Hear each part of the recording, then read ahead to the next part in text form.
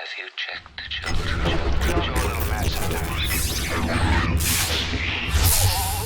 Hi, I'm Chucky. Wanna play? Sometimes that is better. You're gonna need a bigger boat. Hey everyone, welcome back to the horror show. I'm Cecil Laird. Robert Duell.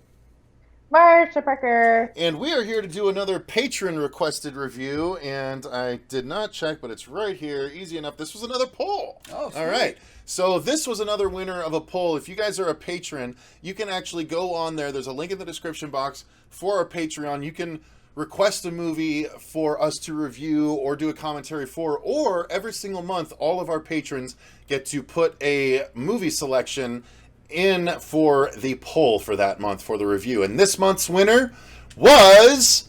What are we talking about? Stir of Echoes. Stir of Echoes, which is a late 90s movie. 1999. Was it 99? 99. So this is actually... And here's the thing. I said this in Robert's and my review of 13 Ghosts, right? Whenever we do a review of a earlier movie that we really liked, there's always a risk of it not holding up. And it just depends on how things are executed.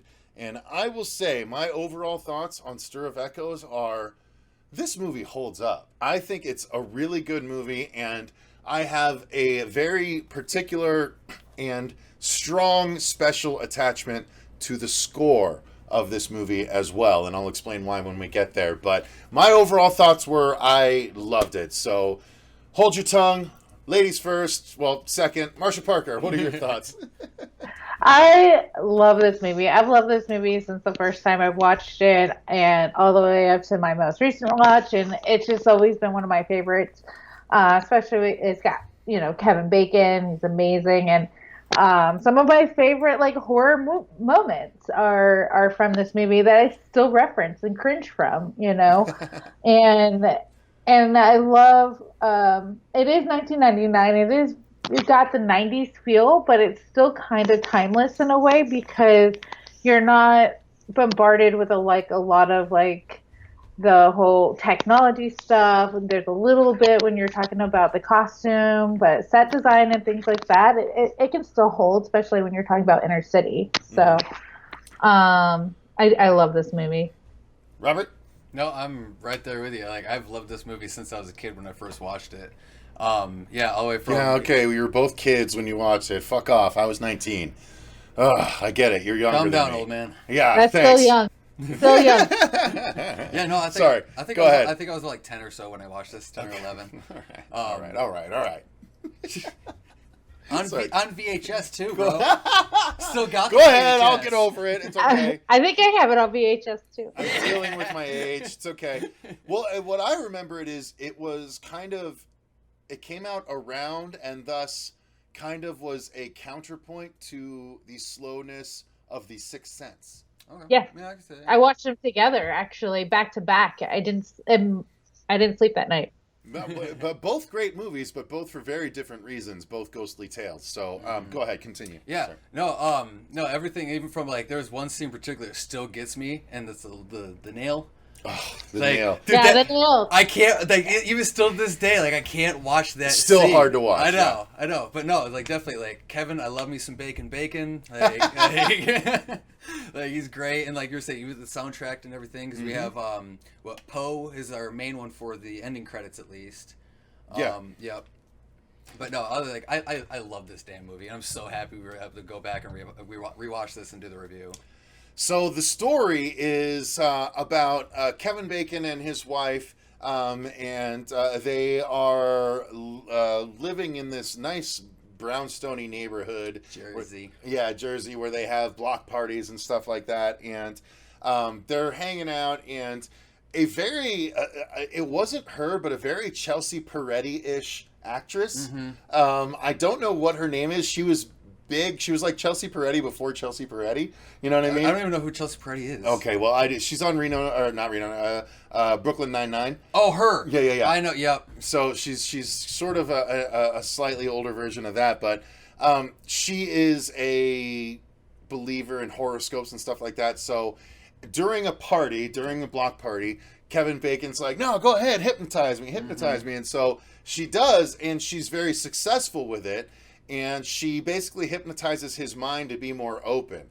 And once that happens, he starts to have visions of weird stuff that is going on with a girl with long brown hair and glasses that's very pale. Obviously a dead girl. We don't know why or how or whatever.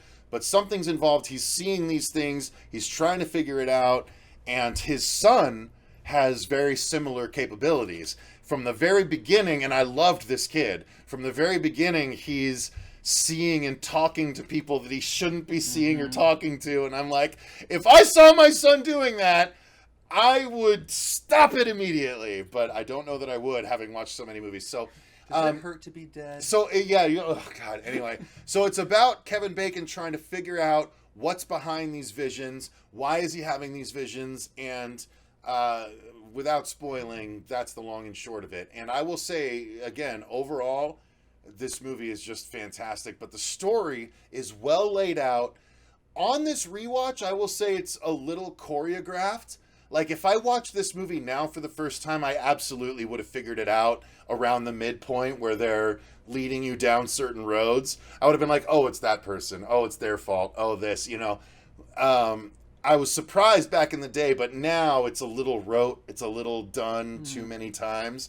So that part isn't as original as it was back in the day, but you gotta keep that in mind. And then back in the day, it was surprising. It was well done. It was well laid out. It wasn't, by today's standards, I feel like it tipped its hat too early. But also, too, Tipped its hand too this early. is based off the book of the same name. Okay, fair enough. Yep. I didn't realize. But nonetheless, I still think that that it was the hand was tipped a little bit early in retrospect. But that's just 20 years on, having watched movies. Yeah. So maybe that's why I felt that way. And that cliche, if you will, has been done so many times since Exactly. then. So it was still relatively fresh at the time. Right. Story-wise, Marcia, what did you think? Oh, I love this story. I love a good ghost story, and that's exactly what we got here. And I love the fact that Kevin Bacon was a, hard American, I don't believe in this nonsense hippie kind of guy. But then as things developed and he learned more and he kind of got obsessed with what was going on and trying to get to the bottom of the truth so he can find some sort of like relief from it all. It was really well done in that retrospect. And I think, I get what you're saying where they moved a little too quickly with the resolve, but at the same time, like when you first watch it, I agree with you that you don't see that necessarily being how it will end. But I thought it was really good, especially for a movie where you don't really get, the ghosts aren't actually hurting somebody, right? And they're Right. not actually like out to get you, and it kind of just highlights. And it wasn't Scooby-Doo either, because it really was a ghost. So Thank God for that. yeah, it would have ruined the movie if it was a Scooby-Doo thing. But I think overall that it was really well done, and it's something that has definitely made an impact for me over the years. So, Robert? No, I'm right there with you. I've liked this story. Like I said, since I was a kid, it creeped me out. Even just the characters above the story and everything, because there's certain times you felt bad for him because he's basically going descending into like a realm of madness. He's not sure what's real and everything, what he's actually seeing, and then you having to deal with the wife, having to deal with his issues, and then not to mention finding out the kid and everything like that. And I liked everything about this story, and I thankfully I was able to find it on Audible. The book for it. So I'll be planning on going through the book and everything. So if anything, You'll have to do a review when you do it, yeah. So the story is, Kevin Bacon is getting these flashes and he's trying to unravel the mystery, but the acting is so strong throughout. Obviously, Kevin Bacon and a number of character actors that we've seen before. I'd be hard pressed to come up with the names off the top of my head. Yeah. So as such, I will say that Catherine Irby is Maggie Witzy. Okay, let's see. Ileana Douglas is the Chelsea Peretti stand-in. Also from the Cape Fear remake with Robert De Niro. Yep. And then, but the biggest thing, and here's the biggest thing about casting Marcia, Did you realize who Samantha was, the dead girl, when you watched this time? No. So, did you ever watch House or Once Upon a Time? I kinda So not religiously. she was the female doctor in House, and she was like Cinderella's daughter in the Once Upon a Time show. Oh, So okay. she grew up Okay. into that beautiful blonde lady that Oh, you know. got it. That's Yeah, her, yeah, yeah. okay. So Wow. yeah, it was crazy when I was watching. I was like, wait, I know her, and I looked at, it, I was like, it is her! Holy crap! So yeah, Jennifer Morrison, and she killed it as the ghost, but realistically, this is Kevin Bacon's movie. Mhm. He knocked it out of the park, and I really like the kid as well. Oh, he did The great. white, it just everyone was super strong, from Kevin Bacon and crew to the neighbors to his friends, Yep. which played a pivotal role and stuff like that. Like the acting is phenomenal. What about for you, Marcia? Yeah, I mean, obviously Kevin Bacon is amazing. He always brings his A game. I don't think I've seen him in a movie that I didn't like. However, the side characters are what really made this movie. It really helped develop the story. It really helped give the illusions of the ghost story and kind of play into those factors. If it wasn't for all the side characters, it would have fallen flat on its face. So I really think that everyone did a really good job holding their own, holding their character. There wasn't anybody that threw me. Everybody, was really well done, and especially the neighbors, because they were meant to kind of be, off to the side and not really have a lot going on, but they were still a big part of the story. Mm-hmm. Robert, acting for you? Oh, I agree. Everyone did great.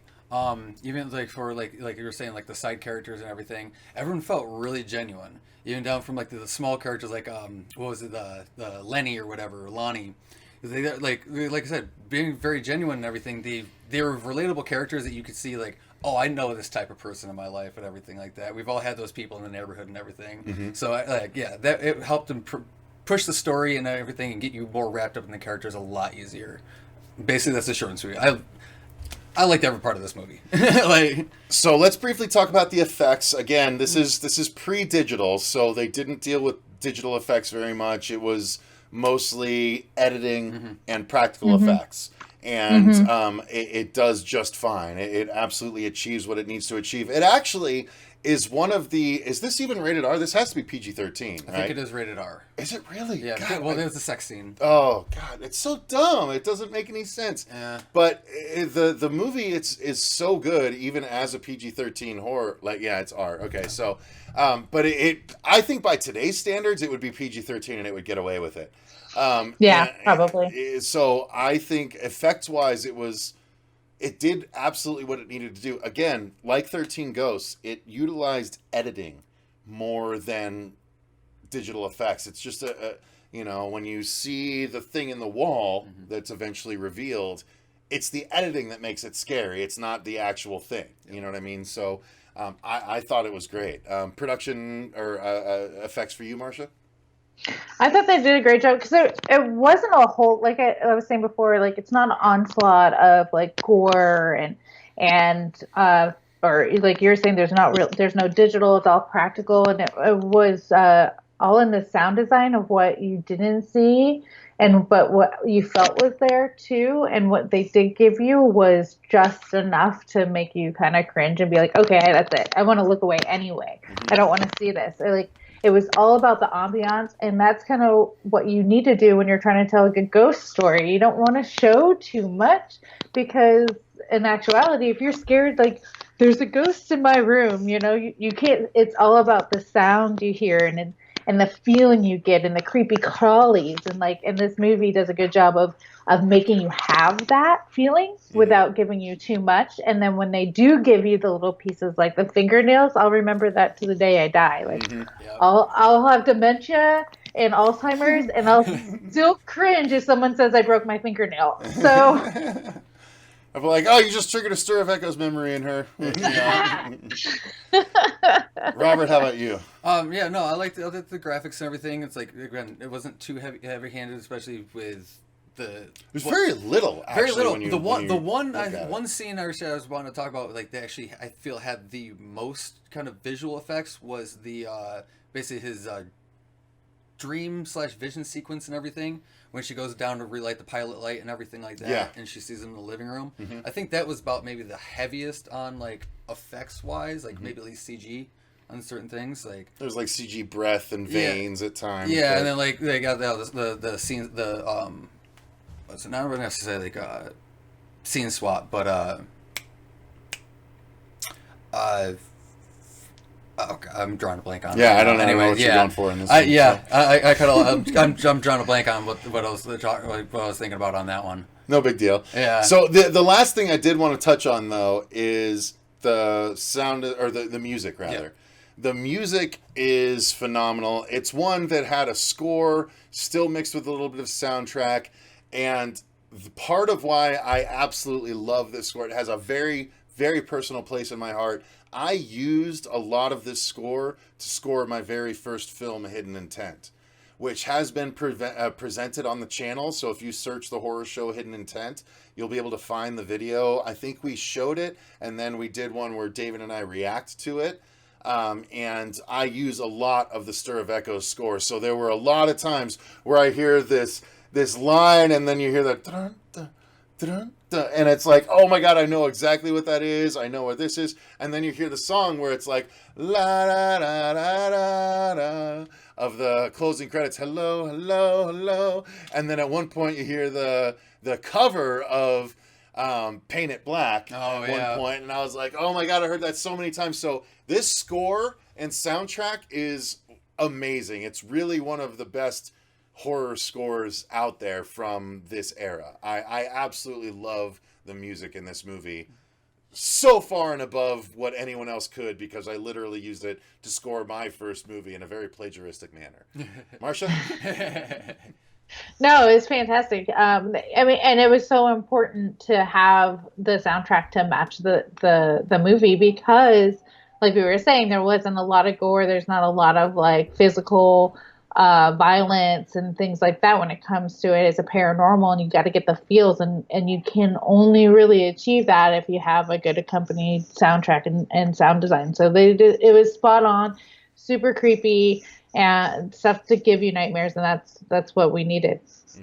Robert? Yeah, no, basically short and sweet. It definitely helped to elevate and propel the scenes and whatnot. And like I'm a big fan of like actual soundtracks. Okay. You know, like, don't get me wrong, scores are nice and everything, but I really like it when you use music and everything, and like the lyrics to propel your scenes, because I feel like it gets you better into the scene and what the characters are doing. So I don't know. I'm in agreement. And So, not to mention, like, it just, with this movie and like the soundtrack, it does give a very nice, sweet but somber feel. yeah. Mm-hmm. Yeah. So, last thing I'm going to end with is, Marcia, what would you do if Alex suddenly started talking to someone and you heard it through the baby monitor? I would cry. I would probably cry.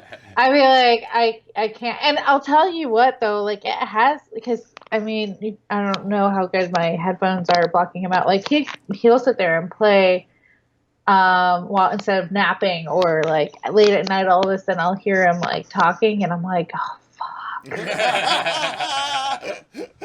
Oh, is this the day I'm going to go in there and he's going to be like, Mama, I see dead people. It's like, Circle around his bed. so creepy. Like, and I've had a situation where when my niece was really young, when we lived in this one place that was just like the dead zone, and like she would literally tell my sister, like, I don't want to go to bed, I don't want to talk to them tonight. And like, it was the creepiest thing I've ever heard come out of it.